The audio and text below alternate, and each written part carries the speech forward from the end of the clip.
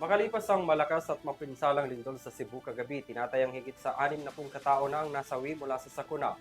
Ayon sa Office of the Civil Defense, inaalam pa ang bilang ng mga nawawala at nagpadala na ng mga rescue team para tumulong sa search and rescue operations. Narito ang report mula kay Criza Lopez.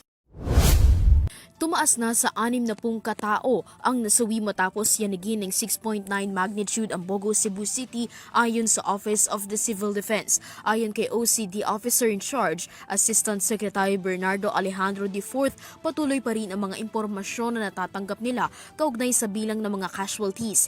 Batay sa datos, 60 katao na ang nasawi dahil sa lindol, habang wala pang tukoy na bilang ng mga tao ang napaulat na nawawala. But we have been receiving reports na meron pang mga na-trap. Kaya nga we're making sure na tama itong mga information na na-receive namin, and we have tasked our regional office to really send an assessment team on the ground.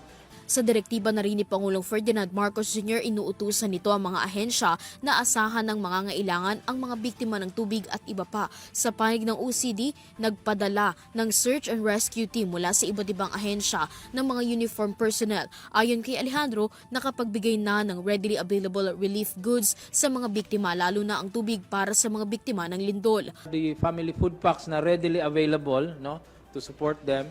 And then ang pumapasok ngayon na kailangan talaga is water. That's why we have mobilized our water filtration teams. Sa paunang pagsusuri ng OCD, malaking bilang ng mga bahay ang nasira. Isinasapinal pa ang bilang ng mga ito. Ayon kay Alejandro, nakatanggap sila ng report na napupuno na ang Bogo City District Hospital kung saan maraming nadadala na sugatan. Bagamat bukas ang linya ng komunikasyon ng OCD para sa paglilipat ng mga nagtamo ng sugat, suliranin ang pagkakaroon ng stable na connection. Medyo hindi maganda yung, hindi stable yung communication doon.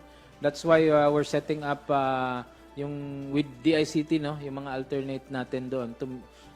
Kasi hirap minsan ng communication, no.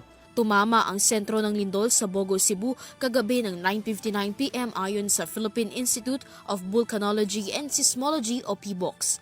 Para sa EuroTV News, Criza Lopez, sumasaludo sa bawat Pilipino.